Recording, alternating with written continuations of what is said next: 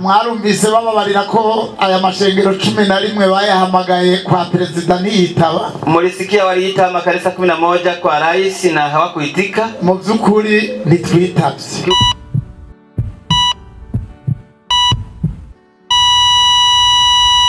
Hanyuma kutitaba ni kwabaye kugayana. Kutokuitika si mazarau. Twaretse kwitaba twisunza amategeko.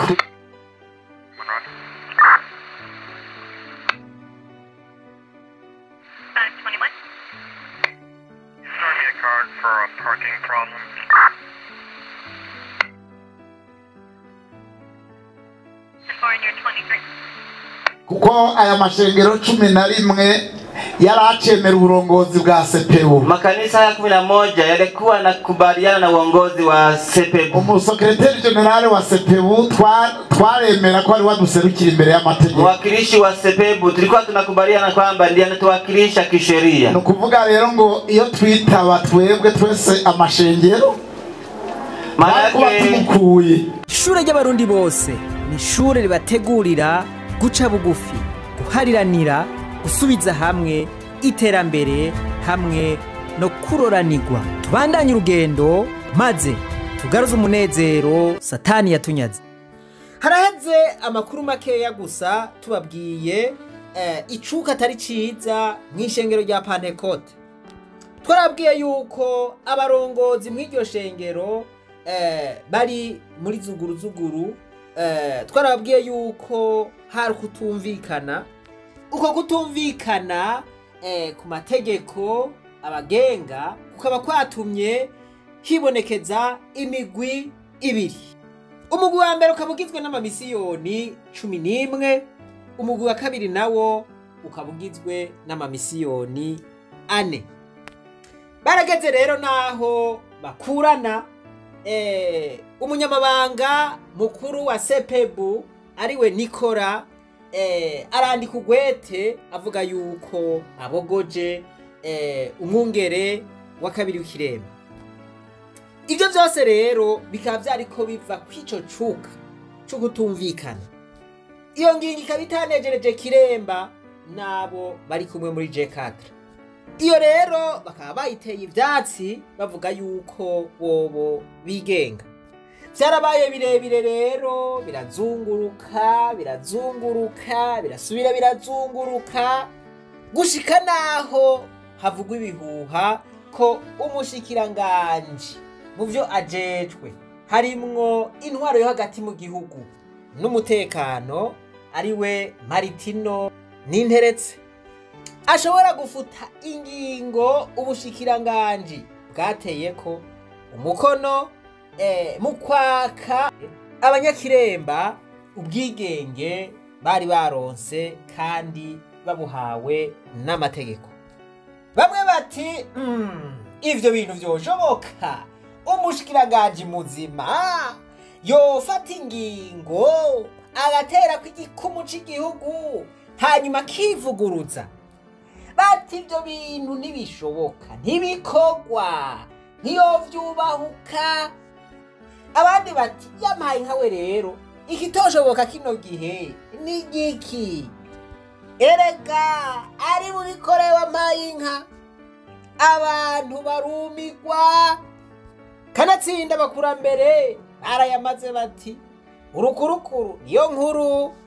Bati kandi ugomba kukurya ntabura imboga gukoza nugwikaba ingingo. Abo barabakeraga ukengera ukuri kw'abakera ntambaze nuko abanyakiremba ngabo baguye mu kantu barajumarariwe baramaramaye ubwanwa burafutse umunwa.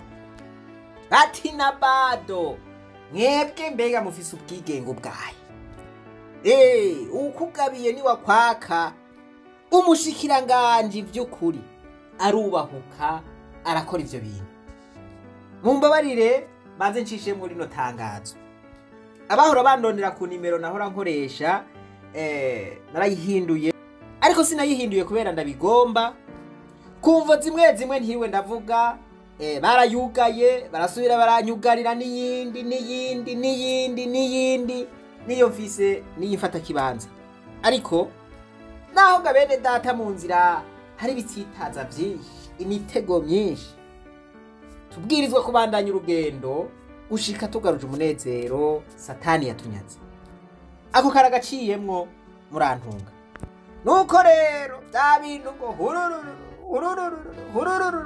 kumbuga ngurukana bumenyi ku marezo sosiyo birakwiye hose, isi yose batehe ubu Kiremba nta burongozi ifise. Mugabo bari bazi ko bahinyanyuye akantu.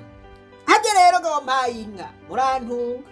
Mu kinyamazuru baravuga ngo bega reka ndagacishemo. Eravuze ati la vérité finit toujours par triompher. Ati impera n'imperuka ukuri kubwirizwa gutsinda. Uitwa Mark Twain nawe aravuga ati un mensonge peut faire le tour de la terre le temps que la vérité mette ses chaussures. Aravuga ati ikinyoma kirashobora kuzunguruka isi yose, ukuri nako kukiriko kurambara ibirato. Ukuri rero barakujaniranije. Biravugwa yuko ya ngingo yafuswe kanatsinda yarafuswe.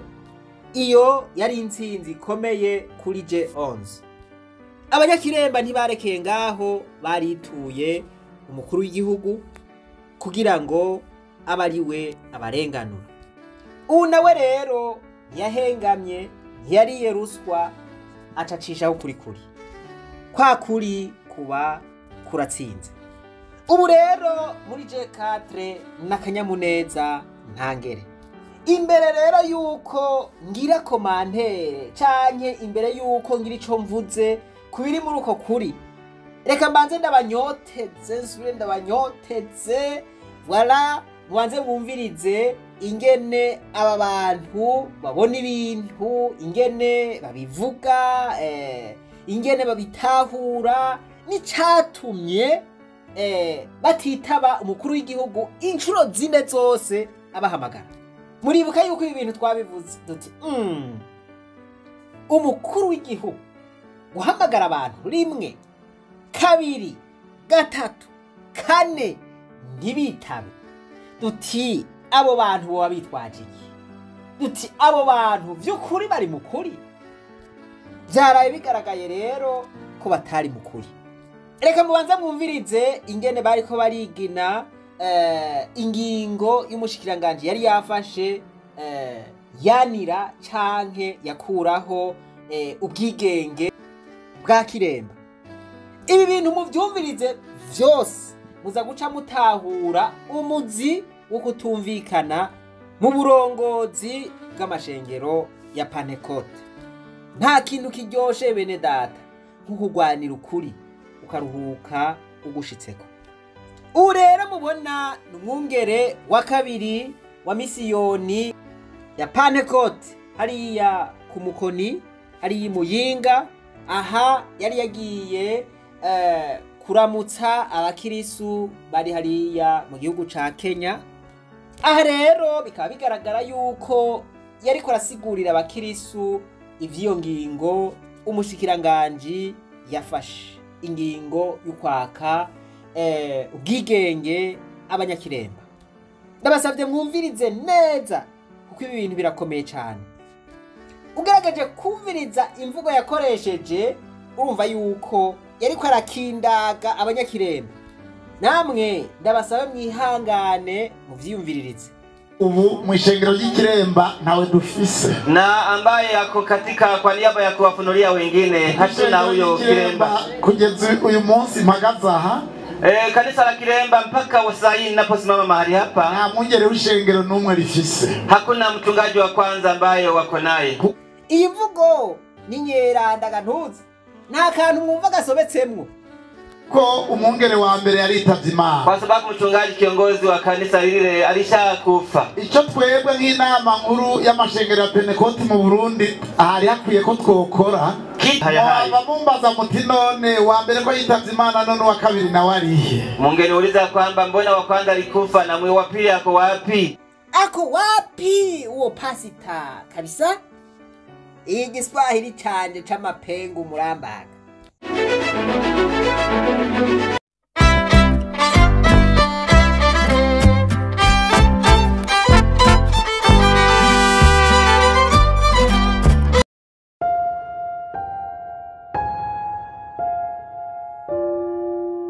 This is more than just a movement.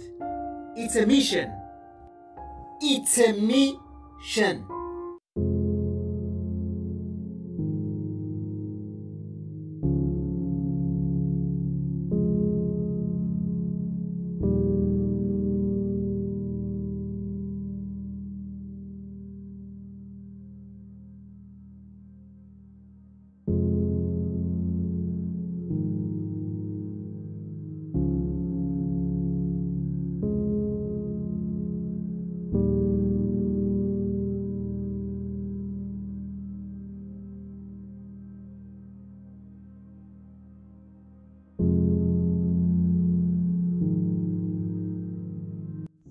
Nababwiye ko nzadacisha mu publicité mwihangane cyane.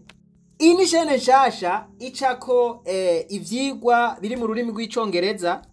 Twifuza yuko iyo chaîne ikurikiranwe n'abantu benshi bari mu mihinga itandukanye y'isi bakoresha ururimi rw'icongereza. Dufise intumbero ikomeye cyane yo gufasha abantu bagwaye za ngwara zikomakomeye cyane kanseri. Bamwe usanga bacibwa ibihimba vy'umubiri, amaguru, amaboko canke amabere. Eka na babandi bose usanga barondera ubufasha bwo kwivuza bakabubura. Murazi ko ari benshi. Turifuza no gufasha babashomeri usanga bafise ivyiyumviro mugabo ugasanga barabuze aho bakura udutahe two gukora ivyo babeshaho kugira ngo nabo bashobore kwiteza imbere. Twifuza rero kuronka uburyo bwose bwokora ibi bintu kuri iyi chaîne nshasha. Murashobora kugira subscribe, jeme, mukayisabikanya. Nabo bose bumva ururimi rw'icongereza murashobora kujako mukaraba ivyo tumaze gushirako hanyuma namwe mukavayo muteye igikumu. Intumbero ya vyose murayisanga muri video twakoze ubwa mbere. Kandi nuwo tubaza ati mbega noterera gute ibi vyiyumviro bikiri ku muzingi. Yo bakoze cyane. Iryo jambo ryo tunezera. Dufise igikorwa cyo guhindura isi ikaba nziza gusumba uko twayisanze. Baca umugani ngo umuntu ahebura ubumuga apfuye. Ejo ntawuzi ingene bizogenda, ntawuzi ingene azoramuka. Ariko aba bantu aho nikora. Reka turondere uko tubafasha. Subscribe yawe rero, na like yawe, na share yawe.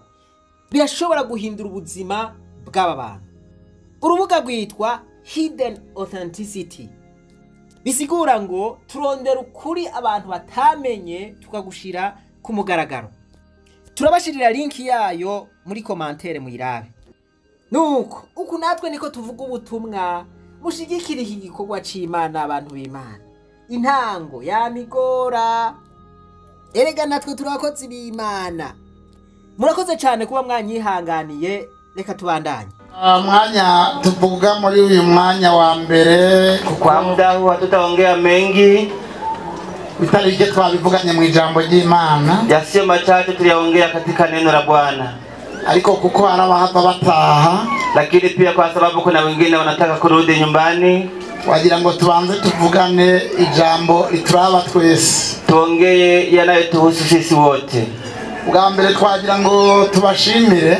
Kwanza tungependa kuwashukuru ingene mwitanze muri ibi bikorwa, jinsi mlivyojitoa katika kazi hizi. Tugishika ngani twabona ko tuzoronka tuzosenge. Tulipofika hapa hatukuona kuwa tutapata mahali pa kuabudia, ariko mukamwagerageje tukaba twaronse ikitutu caho dusengera. Lakini mmejikaza kupata kivuli cha kumwabudu Mungu. Imana ibahezagire rero. Mungu awabariki.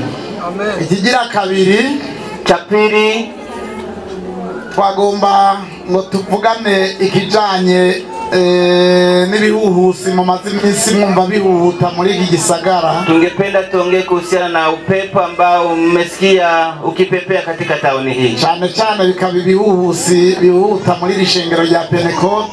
Sana katika kanisa la Pentecote.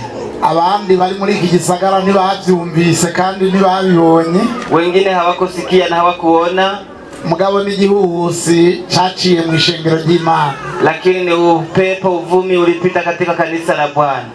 Icyo gihuhusi rero ndiko ndavuga si umuyaga usanzwe, na huo uvumi ambao nasema sio uvumi wa kawaida, ni igihuhusi c'abigisha baje kubabwira inyigisho zitaritse. Ni uvumi wa walimu ambao walikuja kuhubiri mambo yasiyofaa. Izo nizo twagomba kubasigurira, ari nazo zatumye abakristo benshi bava muri twebwe.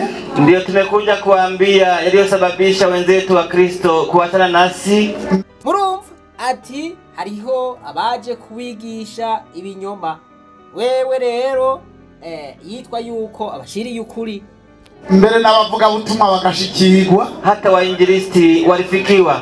Ariko nagomba kubabwiramwo bikeya mu vyatumye abo bantu bagenda. Lakini niwaambie machache yaliyosababisha watu hao kuenda. Aje abantu bababarira ku ishengero rya Pentecote igabanijemo kabiri. Kuna watu walikuja kusema kuwa kanisa la Pentecote lijigawa makundi mawili, mbere bakabiha n'amazina, na walijaribu kutaja majina kadhaa, wakababarira ko ngo hariho J11 J4, na wakasema kuna G11 na G4. Ibi bintu muravyibuka wa mpayinga, J11 na J4 ati byaravutswe navyo mwumvise. Aha rero mutega amatwi, ibyo bintu rero twebwe tuvyumvise turi mu Burundi, sisi tuliposikia kule byaratuguye nabi, hatukufurahia jambo hilo, kuko ivyo bintu ntibimenyereye kuvugwa mu ishengero ry'Imana, kwa sababu maongezi kama hayo si rahisi katika kanisa la Bwana. Rero twagira tubahumurize, basi tungependa tuwafariji, tubabarire ku ishengero rya Pentecote litacitsemo kabiri, tuambie kanisa la Pentecote halijajigawa makundi mawili, ariko ishengero rya Pentecote ari rimwe, bali kanisa la Pentecote bado ni moja. Ishengero rya Pentecote mu Burundi rigizwe n'amashengero 15. Kanisa la Pentecote limefanyika na makanisa 15. Ayo mashengero 15 akaba yamuka ku mashengero abiri niyo rubyara, na hayo makanisa 15 yanazaliwa na makanisa mawili ndio mama. Mashengero abiri ni ishengero ryo mu Kayogoro n'ishengero ry'Ikiremba, kanisa la Kayogoro na la Kiremba. Kandi gushika uyu munsi turacemera abakora abavyeyi bacu, na kufikia leo tunakubaliana kuwa hao ni wazazi wetu. Hanyuma rero mashengero abiri yaravuye arabyara ayandi mashengero 4. Hayo makanisa mawili baadaye yalizaa makanisa mengine 4, aba mashengero 6 yakawa makanisa 6. Ico gihe rero ni yarwitwa mashengero, ishengero rubyara ryari rikiri Swede.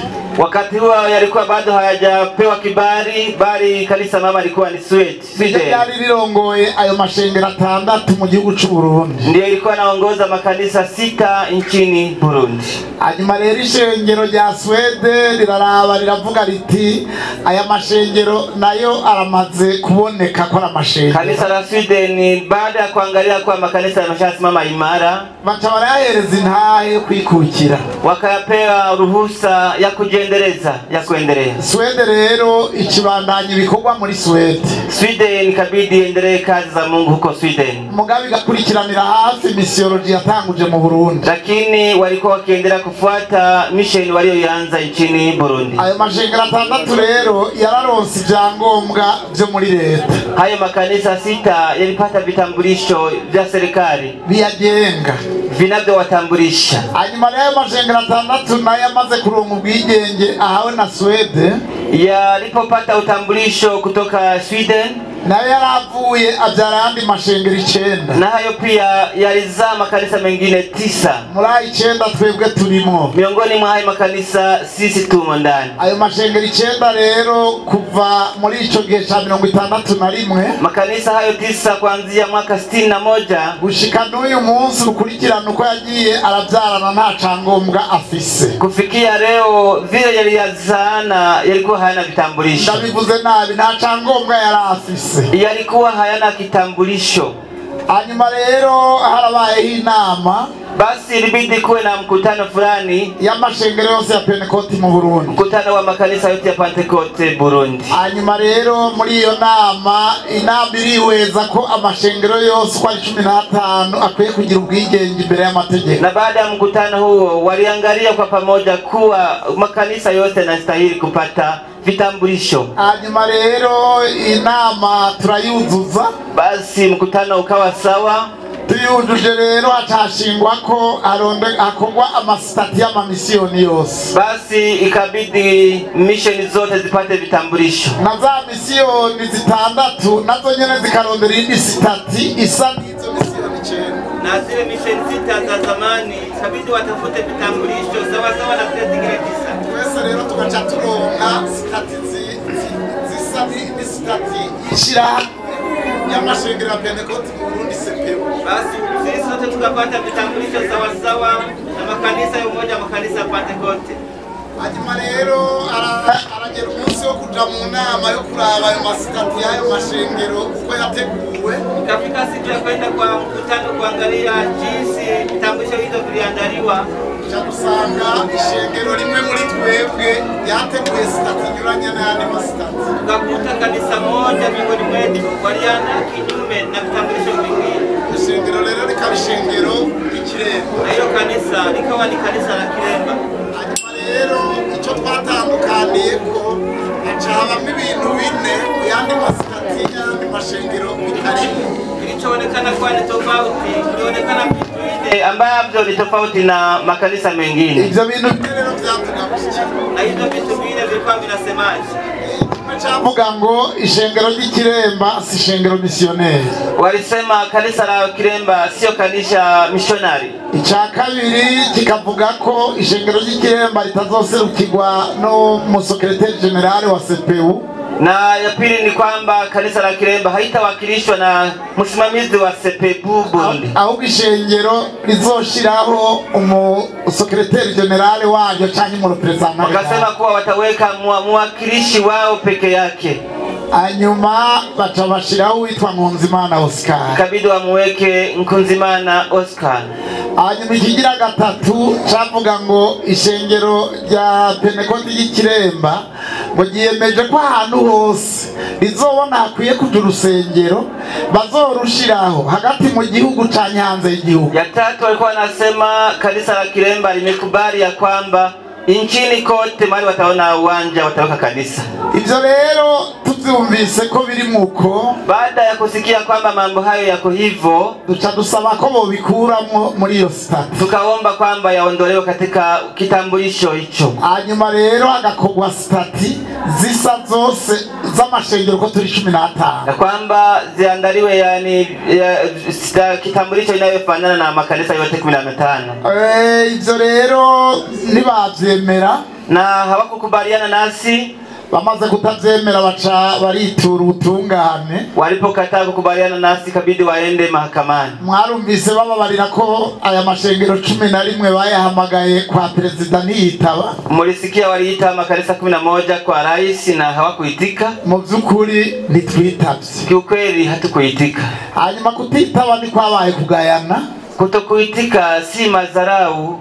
Twaretse kwitaba twisunza amategeko. Tulikataa kwa sababu ya sheria fulani. Kuko aya mashengero 11 yaracemera uburongozi bwa CPU. Makanisa ya 11 yalikuwa na kubaliana na uongozi wa CPU. Umusekretari general wa CPU twaremera ko ari waduserukira imbere y'amategeko. Mwakilishi wa CPU tulikuwa tunakubaliana kwamba ndiye anatuwakilisha kisheria. No kuvuga rero ngo iyo twitaba twebwe twese amashengero maana tungeitika sisi sote makanisa tungekuwa tumemuondoa. Mwumve rero bantu b'Imana bya bintu iyo byapfa. President arabatumye ko rimwe barazi, ijya kabiri barazi, ijya gatatu barazi, ijya kane baranka kugenda. Proof ngo bitavye president bari kuba barenze amategeko. Ibi bintu mwumva ari byo abantu b'Imana. Mu gihugu cy'u Burundi kizima hari umuntu president yohamagara ntagende. Aha rero ni hamwe twababwira duti abasaba gusa hashobora kuba hariho ibindi bihangange, kuko nta kuntu wovuga ngo witavye president wo burenza amategeko. Mbega ninde afise itegeko risumba rya president? Nta ubaho. Ariko ibi ni president wa CPU yabibabwira. Ariko mugabo bagabo bararinda n'ukuri kw'Imana. Ijya mbere ntimwitabe, ijya kabiri oya ntitwitaba, irya gatatu ntimwitabe, irya kane mana yanje Wahuyo. twaciye tumureka rero abari we yitaba, Ikabidi tumuache yeye atuwakilishe. bikiri ngaho rero ishengero rya Pentekote y'Ikiremba n'ishengero rya Pentekote ryo ku Mugara. Basi hapo wakati huo kanisa la Kiremba na kanisa la Pentekote kule Mugara, kuko bari bahuriye kuri bimwe mu bya stati, nabo nyene bari bashizeho umurepresentante legal, walikuwa na maoni mamoja kuhusiana na kitambulisho ipo na wakaweka na yeye viongozi. Bari bashizeho witwa Sindayigaya Maje, Walikuwa wameweka Sindayigaya Maje. hanyuma rero bavuye rero babona ko ico kintu cyo umurepresentante w'ishengero cyane w'imisiyoni, Waliona ya kwamba kitu hicho cha mwakilishi wa mission ama kwadakenewe, kwamba hastahili. ikindi nari nibaje wakigira kane, Kitu kingine cha nne nimesahau, cyavuga ngo amashengero yose abyagwa na Kiremba, kilikuwa kinasema kwamba makanisa yote yanayozaliwa na Kiremba ngo azokwitwa ububwiriza bwa Kiremba, kuwa yatakuwa parish ya Kiremba. niko byari byanditswe muri iyo stati. Ndivyo ilikuwa imeandikwa katika vitambulisho. Akaba ari naco gituma hari amashengero ataciye yemera kuguma munsi y'ububasha bw'ishengero rimwe kandi yarikukiye. Ndio maana yakaonekana makanisa hayakukubaliana kuwa chini ya mamlaka ya kanisa moja na yameshapewa vitambulisho. Ishengero ry'Igitega, ishengero ryo mu Maramvya mu Kayanza, Kanisa la Kitega na la Maramvya kule Kayanza, ishengero ry'Ubujumbura, kanisa la Bujumbura, ishengero ryo mu Cibitoke, kanisa la Cibitoke kule Kisagara, Rusagara, ishengero ryo ku Mugara. kanisa la Mugara. Ayataravuga ati ntiduhakanye ko Kiremba ari umuvyeyi, Hayo yakasema hatujakana kuwa Kiremba ni mzazi, mugabe ibintu byagiyemo bidutandukanya n'ayandi mashengero nituvye, lakini hivi vitu vya kututenga na makanisa mengine hatukubaliane navyo. bati nta mpamvu n'imwe yotuma dusambura ishyirahamwe ryacu, Kuwa hakuna sababu hata moja ya kulisambaratisha shirika letu. hanyuma rero amashengero atatu ya Kirundo, Kagari na Gashikanwa Basi makanisa matatu Kirundo, Kagari na Kashikanwa niyo yagumanye na Kiremba. ikabidi wabaki, Ubu mu ishengero ry'Ikiremba ntawe dufise, na ambaye yako katika kwa niaba ya kuwafunulia wengine hatuna huyo Kiremba. kugeza uyu munsi mpagaze aha, Kanisa la Kiremba mpaka saa hii ninaposimama mahali hapa nta mwungere w'ishengero n'umwe rifise. hakuna mchungaji wa kwanza ambaye wako naye, kuko umwungere wa mbere yaritavye Imana, kwa sababu mchungaji kiongozi wa kanisa lile alishakufa. ico twebwe nk'inama nkuru y'amashengero ya Pentekote mu Burundi ahari hakwiye ko twokora, Kitu ambacho halmashauri kuu ya kanisa la Pentekote nchini tungefanya kwari ukubanza gushinga umunsi wo kuganduka ku bitavye Imana, ilikuwa kwanza ni siku ya kumaliza kilio kwa yule aliyeitika, aliyefariki. hanyuma hagashirwaho inzego z'abungere, Mwisho waweke mchungaji mwingine kiongozi. ivyo bindi vyo kugwanira ishengero canke izindi nyungu zindi vyobaye inyuma y'iki. Mambo mengine ya kupigania vyeo ama faida zingine yangekuja nyuma ya haya. Mumbaza muti none wa mbere ko yitavye Imana none wa kabiri na warihe? Mungeniuliza kwamba mbona wa kwanza alikufa na mwe wa pili ako wapi? Araho wenyene yishitse, ako mahali yeye amejiweka. Kuko mu bisanzwe umushikiranganje w'intwari hagati mu gihugu yari yaduhanuye aratubwira ati mugashira abarepresentante legale b'amashengero. Waziri alikuwa tunasema kwamba kiweka viongozi wa mission ati mwebwe muzoba mwiyatsa uburenganzira, mtakuwa mmejipokonya uwezo. Ati jewe ngahamagara n'inama wowe umwungere nuzogaruka. Akasema mimi nikiita mkutano wewe mchungaji wa kwanza hautarudi. Azoca haza uwo nyene muzoba atakaye kuja ni huyo mwenye mmemsainia. None rero kugeza umunsi urumva bari bitwaye muri leta Kufikia leo walikuwa wameenda kushtaki serikalini. Hanyuma rero umukuru w'igihugu araheza atuma umuvugizi wiwe araheza arabishura, na rais akatuma mwongeaji wake naye akaweza kuwajibu. Mu bisanzwe yarabigaye ivyo turiko turagira, maana yake ni kama mizarau tunachokifanya. Yabahereje ijambo ry'Imana ryanditswe mu gitabo c'Abakorinto ba mbere, aliwapea neno la Mungu katika waraka wa kwanza wa Korinto igice ca gatandatu guhera ku murongo wa mbere gushika ku murongo sura ya 6 mstari wa kwanza hadi 8. Ndasaba umuntu azi gusoma liwasomera iryo jambo. Niombe mtu anayejua kusoma awasomee neno hilo. Kuko nahandi twararitanze kandi turasigurira abantu uko bimeze, na pengine tulishalipeana na tukatafsiri watu jinsi ilivyo. Ibi rero turiko turabibasigurira kugira ngo ukuri namba rufise undi yo kubarira mu kumubarire, kuko amatangazo natanzi wayitaka yaciye arangurura ikiremba. Tunawaambia ukweli, kama kuna mtu atasema ajue matangazo nitangaza waidaka yalienda moja kwa moja mpaka kiremba. Achangaruka ko bayandungikiye na yakanirudia wakinitumia, kandi naranezerewe cyane na niliweza kufurahia, kuko mu bisanzwe ukuri koshika kure. Ni kweli ukweli ufike mbali. Sindiko ndabivuga ngo ntihagire ababifata. Sisemi haya ili watu wasirekodi. Abizo du telefone tuzi gufata neza mu bifata. Wenye simu za kurekodi vizuri, naomba mrekodi vizuri, kuko bizobafasha. Yeye utaweza kuwasaidia. Yo sindababuza ngo nimubifata. Si wakatazi msirekodi. Uzi gusoma nasome. Anayejua kusoma vizuri asome. Kandi ndamushaka muri mwebwe, sindamushaka ino baba dusomera nawe. Namutaka hapa katikati ya kanisa, simutaki huko nyuma. Na uraboneka azi gusoma. Asome Kirundi neza. Asome Kirundi vizuri.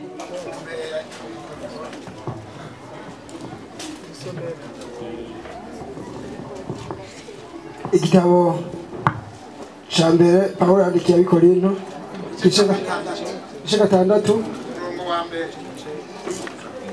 izi kuburana kw'Abakristo. Mbega hari uwo muri mwebwe?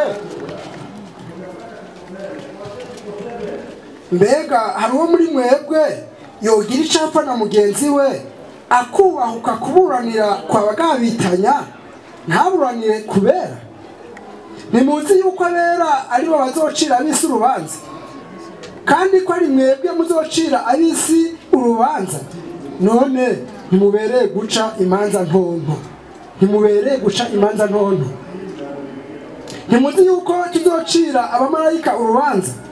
None niturushiriza kuba abo guca imanza z'iby'ubugingo.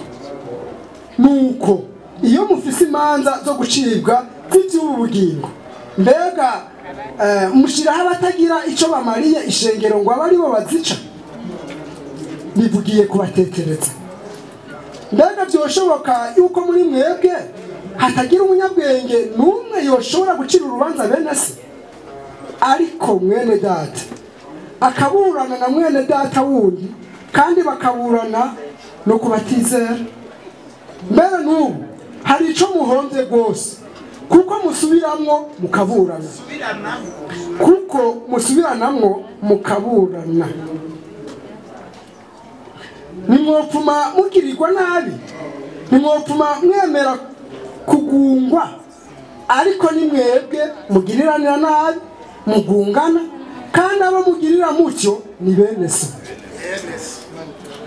Iyo jambo nyani cyubahiro igihugu cy'u Burundi yashikirije bene data.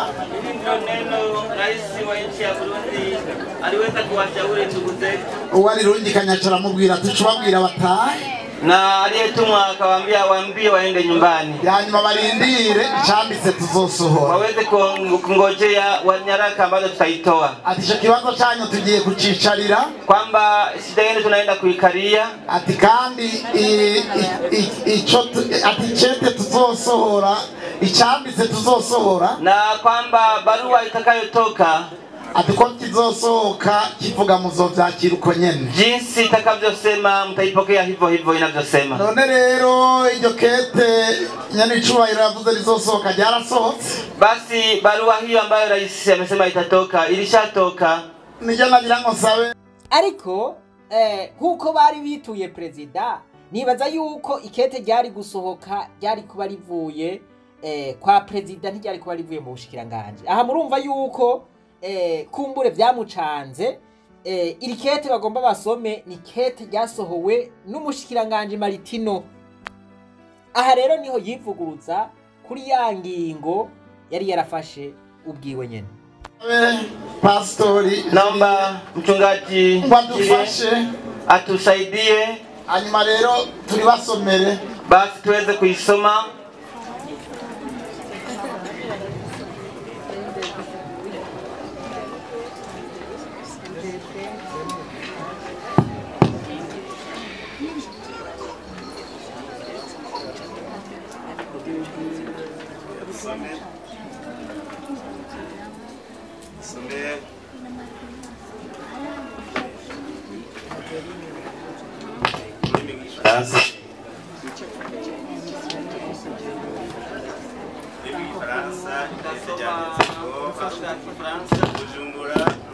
Janvier 2025.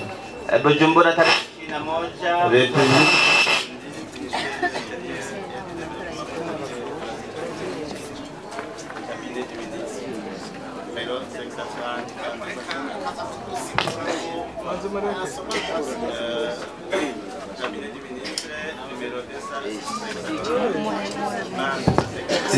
par cabinet par 2025. À monsieur Nkundimana Oscar Akiremba. Objet. Annulation de la prise d'acte numéro 530 4125 par cabinet par 2024. Du 17/6/2024.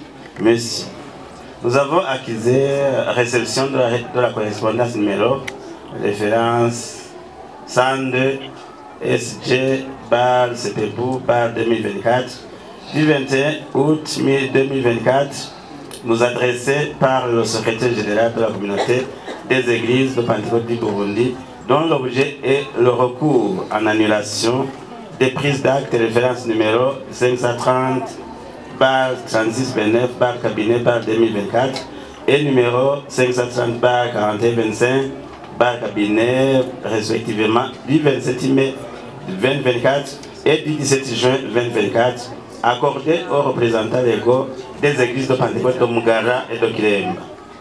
Après analyse minutieuse du dossier à notre disposition que vous aviez déposé en quête de prise d'acte, les irrégularités suivantes ont été révélées. A. Certaines dispositions des statuts de l'église de Pentecôte de Kiremba sont en déphasage avec celles des statuts de la CPBU auxquels elle devrait se référer, notamment la place du révérend premier pasteur dans sa fonction sacerdotale. B. Les articles 2, 3 et 15 et surtout les articles 4 et 5 du règlement de l'ordre intérieur de l'église Pentecôte de Kiremba remettant en cause le principe sacro-saint de la territorialité en confiant à la mission de Kiremba les prérogatives qui ne sont pas les siennes par l'extension de son espace d'évangélisation sur tout le territoire national, empiétant ainsi les compétences territoriales d'autres missions et ou diocèses. Compte tenu de tout ce qui précède, nous avons le regret de vous annoncer que votre prise d'acte numéro de référence 530-41-4125 par cabinet du 17 juin 2024 est annulée. À cet effet, sous la coordination de la CPBU, notre assemblée générale doit être organisée dans les meilleurs délais en vue de la conformité des statuts et des organes dirigeants de la mission de Kiremba à la loi sur la confession religieuse, sur les confessions religieuses et au statut de la CPBU. Veuillez agréer, messieurs, la silence de notre considération distinguée. Le ministre de l'Intérieur, du Développement communautaire et de la Sécurité publique, Martin Ningeretti.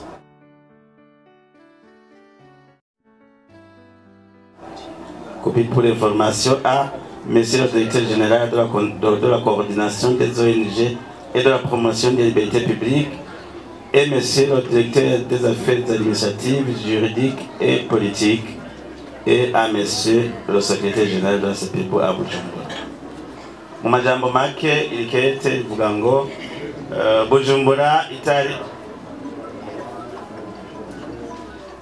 Bujumbura igenekerezo rya 2021 ukwezi kwa mbere muri 2025. Bujumbura tarehe 21 mwezi wa kwanza 25 Burundi.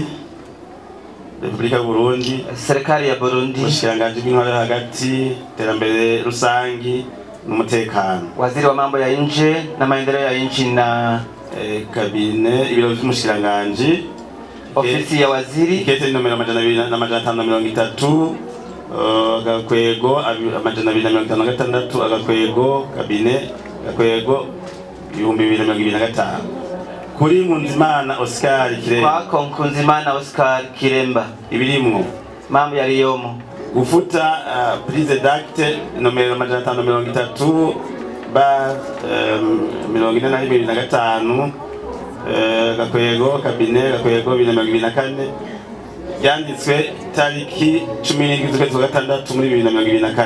Kufuta haya yaliyoandikwa tarehe 17 2024. Ati mushinga ntahe ndugu mpendwa, twarakiriye ikete nimero 102 yanditswe tariki yanditswe tariki 21 muri yotuma kutoka kwa wakilishi wa Sepebu. Ikete ryasaba yuko hofutwa amaprise d'acte numero 530 gakwego 36 29 gakwego kabine gakwego 2024 na nimero 530 gakwego 44 gakwego kabine. Ayo makete yari yanditswe itariki 20 z'ukwezi kwa gatanu muri 2024 n'itariki 17 z'ukwezi kwa gatandatu muri 2024 nyene, kandi yari yandikiwe abaserukira amashengero ya Pentecote ya Mugara na Kiremba. Ni barua zilizokuwa zimeandikwa juu ya kufutwa kwa mambo fulani kwa hizi tariki zifuatazo, tarehe zifuatazo. Hamaze kwigwa mu buryo bwimbitse ayo madosiye, baada ya kuangalia kwa muda mrefu kesi hizi tulizo nazo,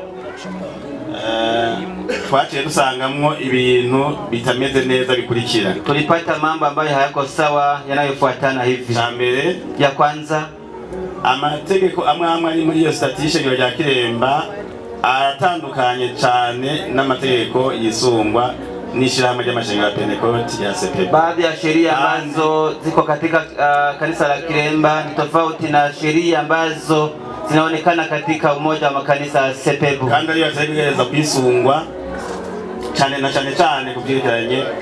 kuvyerekeranye n'amabanga y'umwungere wa mbere w'ishengero mu bijanye n'uburongozi. Na sheria hizo ndizo zingetakiwa kufuatwa sana kuhusiana na kiongozi wa kwanza wa kanisa. Cha kabiri, ya pili, amategeko rya kabiri n'irya gatatu n'irya 15 ariko cyane irya kane n'irya gatanu riri mu mategeko ngenderwa ko ishengero rya Kiremba aranyurana cyane n'imyizerere yo kubutaka bw'igihugu mu guhishengero rya Kiremba uburenganzira bwo butaka bwaryo bwo kwagura akarere k'ubutumwa ku butaka bw'igihugu no mu guhonyanga ubushobozi bw'ayandi mamisiyoni. Na sheria hizo ni kinyume, ni kama cha kukandamiza sheria za makanisa mengine, kuweka makanisa mahali makanisa mengine ya misheni zingine ya Sepebu. Kuko ariho n'amakete hano mabansoma abo baturungikire mikete. Niko na barua hapa nitasoma yale wametutumia. Baracafise logo ya Sepebu, bado wana muhuri wa Sepebu. Kiremba gusa niyo yongeye kwa kandi kantu. Kiremba tundi kaongeza kitu kingine. Murabona kakarogo ko haruguru, murabona kamstari ka hapa juu na ka Sepebu ishirahamwe ryacu ry'amashengero Pentecote mu Burundi. Ni mstari wa halmashauri ya makanisa ya Pentecote Burundi. Ibi rero mubibona gutya, hivi mnavyoona namna hii, bicha bibereka ko ishengero ari rimwe ritacitse. Inawaonyesha kwamba kanisa bado ni moja, halijagawanyika makundi mawili. Aba n'abantu baje kubayobya, hawa ni watu walikuja kuwadanganya, bafise izindi nyungu zabo barondera. aha rero mufatiye kuri vya vyigwa twaheruka kubaha haraheze nk'amezi 3 turiko turababwira ibibazo nyene, turiko turababwira ico vyaturutseko n'ico ababo muri J11 bagomba. Ni abahe bariko baharanira inyungu kanaka? Nabo muri J11 canke ni muri J4? Ico namwe nk'abantu bakuze ni mucibaza. Ambao labda wana faida zao wanazozitafuta. Kuko si missiology. Si missiology. Musanzwe missiology umuntu ahera ahatagira ishengero. Missiology mtu huanzia mahali ambapo hakuna kanisa. Hanyuma rero bagafasha abantu batagira aho basengera. Na wanawasaidia wale ambao hawana mahali pa kuabudia. Bakakira abanyabyaha bagomba kuba. Wanawapokea wenye dhambi wanaostahili kutubu. Mugabo missiology si kuzana urusengero ngufatanye n'urundi. Lakini missiology si kuleta kanisa na kuweka pamoja na nyingine. Zako n'amashengero y'abene gihugu bene iki gihugu batabikora gutya. Nafikiria hata makanisa wananchi hawawezi kufanya namna hiyo. Turabise itegeko rigenga amadini mu gihugu cy'u Burundi. Tuko na sheria inayosema juu ya makanisa nchini kwetu. Iryo tegeko turimaranye igihe. Tuko na hiyo sheria muda mrefu. Rivuga ko hagati y'idini n'irindi. Ni kwamba katikati ya kanisa na jingine hagati mu gihugu ari kilometero. Nuko rero reka tugeze ngaha nkuko twari twabibabwiye mu gice ca kabiri turaza kubashikiriza ukuri kose kuko vyagenze ico umukuru w'igihugu yabishuye. Voilà, mwebwe mwese mutaragira subscribe ku ishure ry'abarundi bose turabasavye muyikore, mugire na j'aime, mufyonde no kuri kakazogera kugira ngo ivyigwa dutanze buri munsi ntihagire ikizobacika. Rero twibananize kwa rugendo rwacu maze tugaruze umunezero satani yatunyaze. Umuntu arashika mu ishuri ry'abarundi bose turamuhaye kaze. Dusubire mu gice ca kabiri.